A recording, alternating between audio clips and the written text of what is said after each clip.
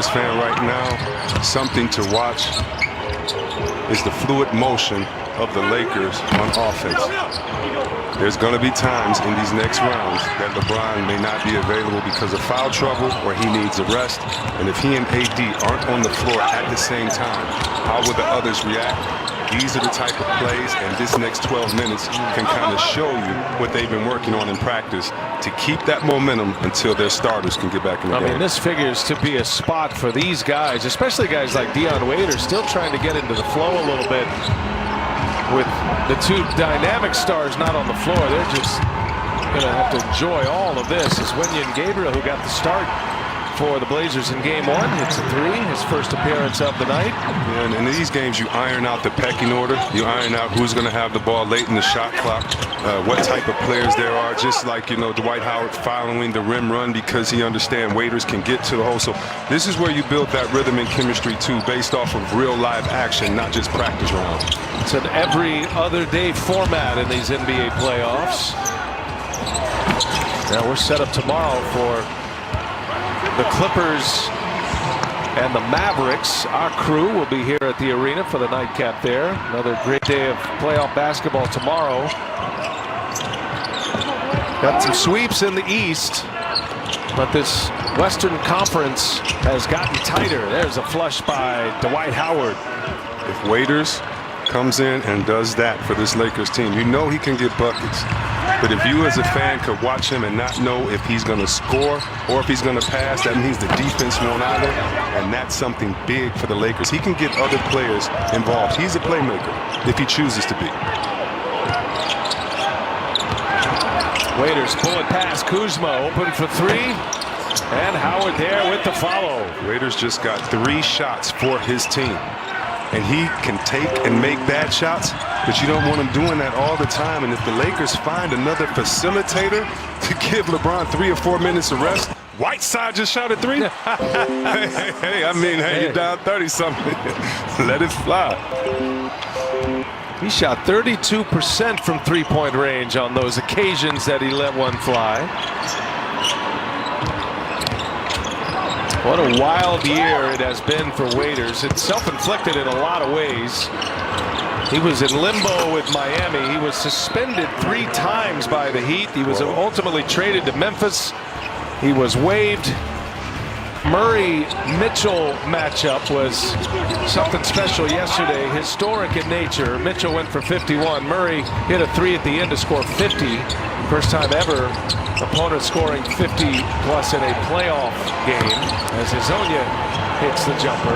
And I tell you, Donovan Mitchell and the Utah Jazz got it going right now. The most efficient offense going in the playoffs. Mitchell twice has put 50 on the board in these playoffs. Yeah, and I love Coach Snyder. I like calling him a mad scientist. Anyone that knows him knows that he's open to any type of strategy. He likes thinking differently, and I'll tell you what, he's put some surprises against their opponent. List. You got Kawhi and Lou Williams, and of course AD and LeBron currently 4th on that list. They were 3rd in the regular season this year as the scoring tandems go.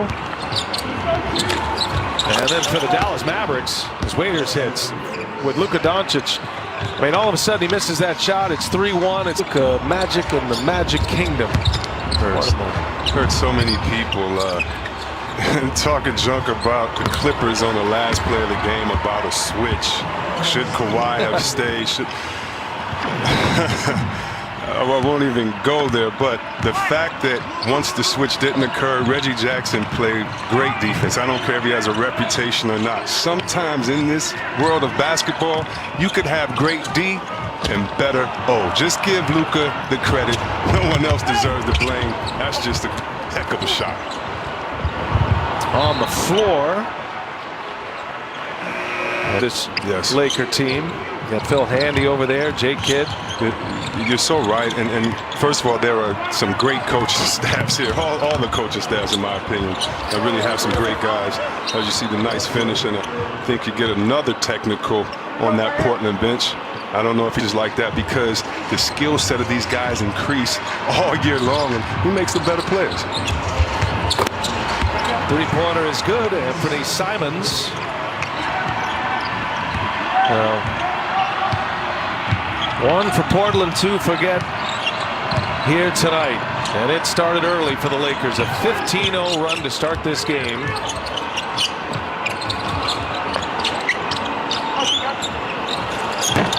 J.R. Smith can't hit it. Good to see a lot of the kids in the Mamba League in the virtual crowd tonight. Kobe Bryant partnered with Nike starting in 2017 to create that Mamba League. That was through the Boys and Girls Clubs throughout Los Angeles. To the last game, he was doing some on-court work, and his back just locked up on him. He said we had heard that he was just in an incredible amount of pain. It was hard for him to move. And Coach Vogel told us before today's game that little things like that tend to pop up. C-Web, you know about all that, that sometimes when you're working back after having 5 months off because Rondo hasn't played since early March, you know, soft tissue injuries can certainly be an issue. Yeah, and then when you have guys like Rondo that's going to push the envelope anyway, that's going to do more than he should, and I mean that as a compliment, that definitely is a risk, but at least his hand is okay, and right now, just getting to watch and be part of the team in the field is helping him get somewhat of a mental rhythm. That's a big loss. Frank Vogel talked a lot about Rondo earlier today. And his last game, as Jared mentioned, early March, it was March 10th. The last time he played in an NBA game was J.R. Smith. Looks up to the heavens as knocking down that last three and LeBron James on the side. J.R. Smith, Dion Waiters, players are trying to get back in the mix as Hezonja hits a three. So LeBron James tonight, 28 minutes. He scores 30 points in those 28 minutes. He missed 2 shots. Was 10 for 12 from the field, 4 for 5 from three-point range. Anthony Davis played 18 minutes and had 18 points. Had 5 assists, 5 rebounds. Damian Lillard is a monster story for Portland if they have any hopes at all of fighting their way back down 3-1. They're going to have Lillard, but he exited this game in the third quarter with a right knee injury. For a team with championship aspirations. He's done an excellent job. Rondo's presence allowing LeBron James to play half the game at the point guard position, then with Rondo off the ball. That makes a huge impact with the Lakers and how they game plan their rotations. So far, it's Caruso who's manning that. So you're tapping into that depth. I know they're anxious to get Rondo back, but not having played since March 10th, that's going to be a big ask.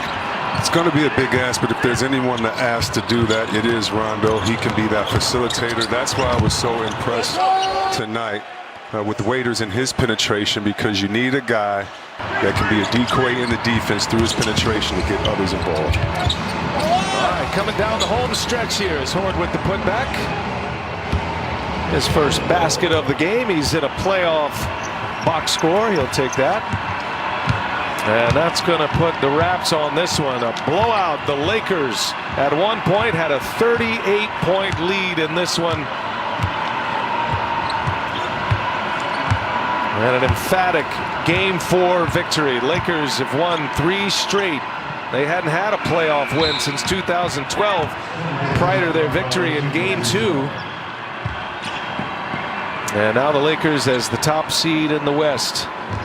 They'll have a closeout opportunity on Wednesday night. We'll have it for you here on TNT. One last heave. Simons can't get it to go, and it's the Lakers by 20. LeBron James, Anthony Davis.